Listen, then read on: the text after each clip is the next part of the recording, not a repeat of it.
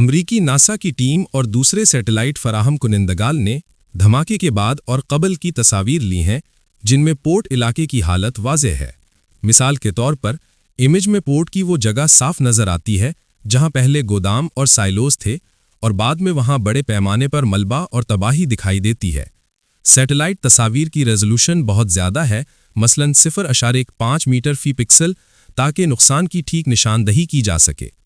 تحقیق کے مطابق اس دھماکے نے تقریباً 140 میٹر قطر کا گڑھا چھوڑا جہاں دھماکہ مرکزی مقام پر ہوا۔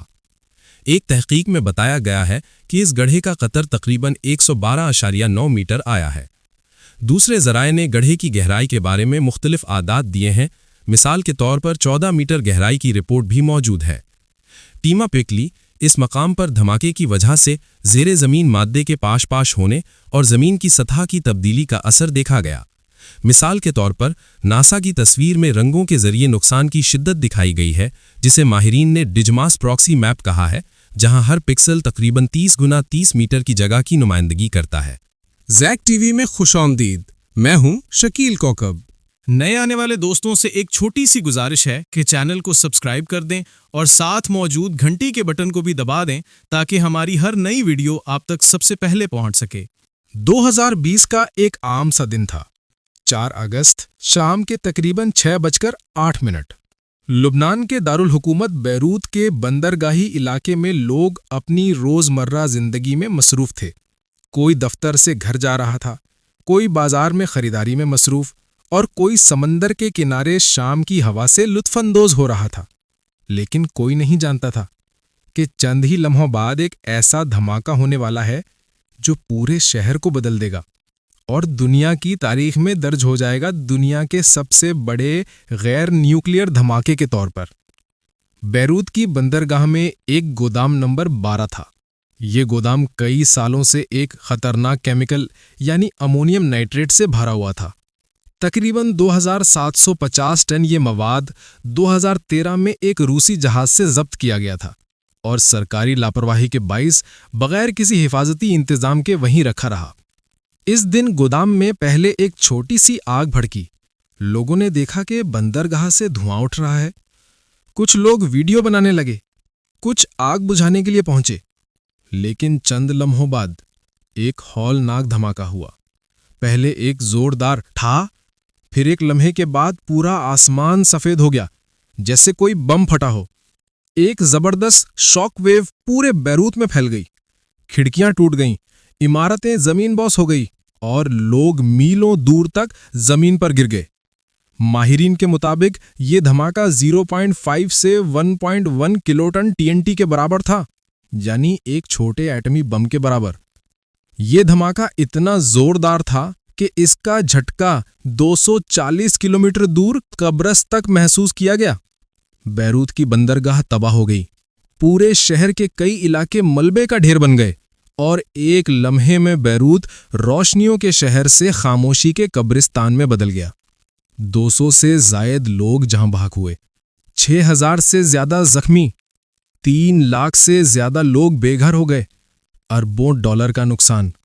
زخمی چیخ رہے تھے، ایمبولینسیں کم پڑ گئیں، اسپتال ملبے میں دب گئے اور پورا شہر دھوئے سے ڈھک گیا۔ ایک آنکھوں دیکھا حال بیان کرنے والے نے کہا، ہمیں لگا جیسے قیامت آ گئی ہو۔ دھماکے کے بعد کچھ بھی باقی نہیں تھا، صرف ملبہ، دھواں اور چیخیں۔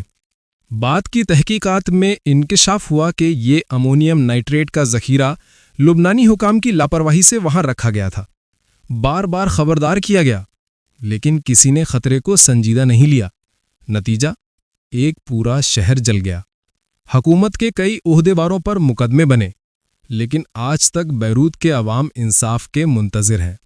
دھماکے کے فوراً بعد دنیا بھر سے امداد، دعائیں اور ہمدردی کے پیغامات آنے لگے۔ فرانس، ترکی، پاکستان اور دیگر ممالک نے امدادی ٹیمیں بھیجیں۔ بیروت کی سڑکوں پر نوجوان، عورتیں، بچے سب ملبہ اٹھاتے ایک دوسرے کی مدد کرتے دکھائی دیے۔ یہ منظر انسانیت کی اصل تصویر تھا، جہاں دکھ بانٹنے والے ہاتھ ملبہ ہٹانے سے زیادہ دلوں کے زخم بھر رہے تھے۔ آج بھی بیروت کی بندرگاہ کے قریب وہ مقام موجود ہے جہاں کبھی زندگی تھی، اب خاموشی ہے۔ وہ گڑھا آج بھی گواہی دیتا ہے کہ نگفت کا انجام تباہی ہوتا ہے۔ یہ دھماکہ یاد دلاتا ہے کہ یہ دنیا کا سب سے بڑا نون نیوکلیئر بلاسٹ صرف ایک حادثہ نہیں تھا، بلکہ ایک سبق تھا کہ ذمہ داری، احتیاط اور سچائی ہی قوموں کی حفاظت کرتی ہے۔ دھماکے کے فوراً بعد بیروت کے کچھ شہریوں نے بتایا کہ انہوں نے آسمان سے کوئی چیز آتی دیکھی، جیسے کوئی ڈرون یا میزائل نیچے گرا ہو۔ لوگوں نے کہا کہ گودام پر آگ لگنے سے پہلے ایک تیز آواز اور روشنی کی چمک دکھائی دی تھی۔ بعد میں تحقیقات میں یہ دعویٰ غلط ثابت ہوا، مگر کئی مقامی لوگ آج بھی سمجھتے ہیں کہ دھماکے کے پیچھے کوئی فضائی کارروائی یا خفیہ ٹارگٹ ہو سکتا ہے۔ سرکاری طور پر کہا گیا کہ وہاں امونیم نائٹریٹ تھا، مگر کچھ رپورٹس کے مطابق اس گودام میں فوجی اسلحہ، دھماکہ خیز مادے اور بارودی مواد بھی موجود تھا، جو پولیٹیکل گروپس کے استعمال کے لیے رکھا گیا تھا۔ کچھ مغربی رپورٹس کے مطابق وہاں حزب اللہ کے اسلحہ ذخیرے کے آثار بھی تھے، مگر لبنان کی حکومت نے اس تاثر کی سختی سے تردید کی۔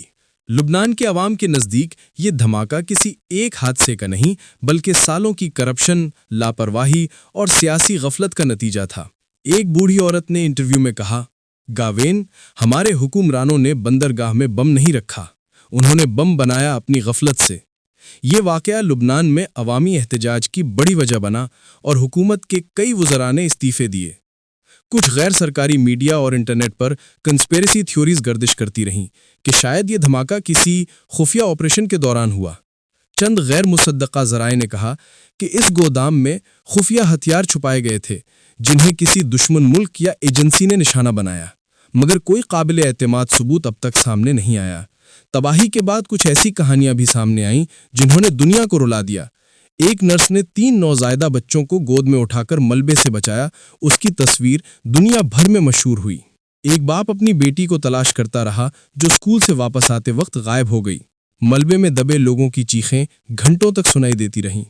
یہ سب کہانیاں بیروت کو ایک زندہ مگر زخمی شہر کی علامت بنا گئیں۔ دھماکے کے بعد جو 135 میٹر چوڑا گڑھا بنا، وہ آج بھی بندرگاہ کے وسط میں پانی سے بھرا ہوا ہے۔ لبنانی عوام نے اسے گڑھا نہیں، زخم کہنا شروع کر دیا۔ ہر سال 4 اگست کو وہاں لوگ شمع جلاتے ہیں، پھول ڈالتے ہیں اور ان 200 سے زائد جانوں کو یاد کرتے ہیں جو ایک لمحے میں مٹ گئیں۔ آج 5 سال بعد بھی بیروت کے لوگ کہتے ہیں کہ جب رات کو کوئی تیز آواز آتی ہے تو انہیں وہ دھماکہ یاد آ جاتا ہے۔ زخمیوں کے جسم تو شاید ٹھیک ہو گئے، مگر دلوں کے زخم ابھی بھی تازہ ہے۔ آپ کی محبتوں کا شکریہ۔ ملتے ہیں نیکسٹ ویڈیو میں، تب تک کے لیے اللہ حافظ۔